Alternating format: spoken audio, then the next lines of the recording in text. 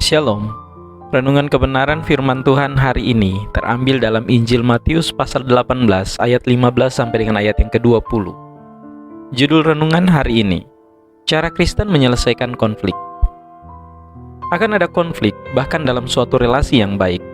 Tuhan memahami kelemahan kita dan memberi kita kitab suci seperti bacaan kita hari ini yang memberitahu kita dengan tepat bagaimana menanganinya.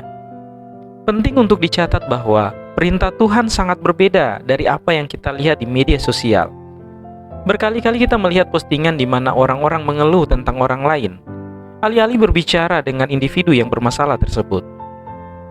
Akibat dari konfrontasi pribadi, banyak orang memihak dan kemarahan bertumbuh di antara orang-orang yang tidak ada hubungannya dengan masalah tersebut. Firman Tuhan memberitahu kita untuk secara pribadi pergi kepada orang yang berbuat salah kepada kita dan memberitahu mereka tentang masalahnya. Banyak dari konflik yang kita hadapi berasal dari kesalahpahaman atau kurangnya informasi. Masalah-masalah tersebut dapat diselesaikan melalui komunikasi terbuka dengan kerendahan hati, dengan tidak mementingkan diri sendiri. Akan ada saatnya ketika berbicara langsung dengan orang yang telah berbuat salah kepada kita, namun tidak akan menyelesaikan masalah. Ini adalah saat di mana Tuhan memberitahu kita untuk membawa dua saksi lain, yang dipercaya dan yang tidak memihak, ke dalam percakapan kita. Tuhan tidak menyuruh kita untuk membawa dua orang yang akan memihak kita, untuk mengalahkan orang itu agar tunduk. Ini bukan interogasi yang adil. Kita harus ingat bahwa tujuan akhirnya harus selalu reunifikasi dan pemulihan hubungan. Itulah tujuannya, dan itu tidak dicapai melalui intimidasi atau ancaman. Membawa orang lain ke dalam konflik kita memiliki tujuan klarifikasi. Kita terbatas dalam pemahaman kita. Memiliki pendengar yang tidak memihak akan memastikan emosi kita tidak membohongi pernyataan kita. Itu juga akan membuat kita tetap terkendali dan membuat kita bertanggung jawab atas kata-kata dan tindakan kita. Ketika dua langkah pertama itu gagal, Tuhan menyuruh kita untuk membawa masalah ini ke dalam gereja. Ini tidak boleh menjadi inkuisisi, tetapi intervensi. Ingat, tujuannya adalah reunifikasi dan kesatuan. Kita adalah keluarga orang percaya. Jika keluarga bertengkar, tetapi kita tetap harus saling mendukung. Kita harus saling memperhatikan kehidupan rohani keluarga kita. Kita harus saling memotivasi dan menasihati satu sama lain, sebagaimana kita dimotivasi oleh kasih.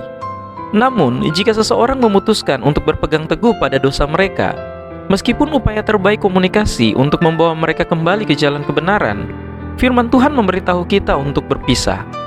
Yesus berkata, "Dan jika ia tidak mau juga mendengar jemaat, pandanglah dia sebagai seorang yang tidak mengenal Allah atau seorang pemungut cukai."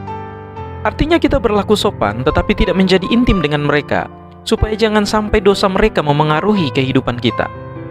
Ayat 18 sampai dengan ayat 20 memberitahu kita, "Aku berkata kepadamu, sesungguhnya apa yang kamu ikat di dunia ini akan terikat di sorga, dan apa yang kamu lepaskan di dunia ini akan terlepas di sorga.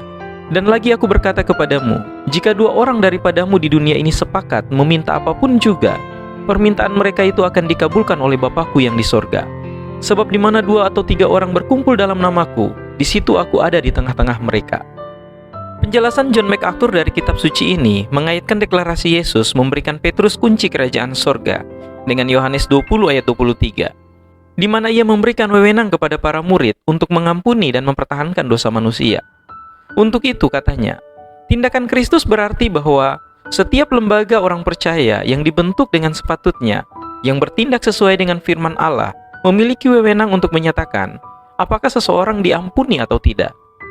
Otoritas gereja bukan untuk menentukan hal-hal ini, tetapi untuk menyatakan penghakiman surga berdasarkan prinsip-prinsip firman. Ketika gereja-gereja membuat penilaian seperti itu berdasarkan firman Tuhan, mereka dapat yakin bahwa sesuai dengan apa yang dinyatakan surga. Dengan kata lain, apapun yang mereka ikat atau lepaskan di bumi sudah terikat atau terlepas di surga. Ketika gereja mengatakan orang yang tidak bertobat terikat dalam dosa, gereja mengatakan apa yang Tuhan katakan tentang orang itu.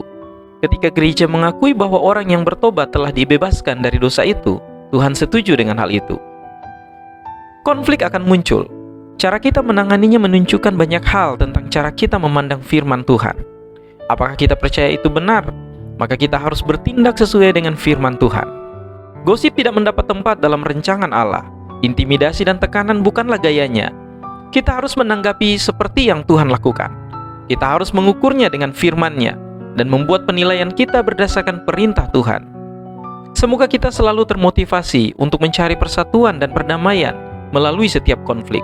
Kiranya Tuhan Yesus memberkati kita semua.